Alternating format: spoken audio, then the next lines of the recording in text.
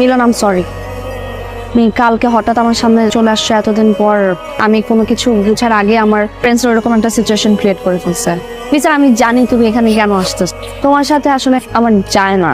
তুমি দেখছো তোমাকে, আমি জানি আমাদের মধ্যে একটা সম্পর্ক ছিল, কিন্তু এটা ওইখানে শেষ। তুমি আমার লাইফের একটা মিস্টেক, আর কিছুই না। মায়া, উনি কে? হচ্ছে মিলন, এই গ্রামের বাড়ি থেকে আসছে। আমার বাবার আন্ডারে ওর বাবা আর ওর কাজ করে। ও আই সি। ওর বোনের কিছু টাকা লাগতো, ওর বোনের এক্সামটা সামনে, এই জন্য আসছে আর কি। না, এই টাকাটা রাখো, আর কিছু দরকার পড়লে আমাকে জানাও।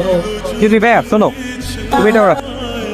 আর শোনো, তোমাকে দেখে তো সুস্থ সবলই মনে হয়, কিন্তু কাজ করতে পারো, তাহলে তো আর এভাবে কারো কাছে হাত পাততে হয় না।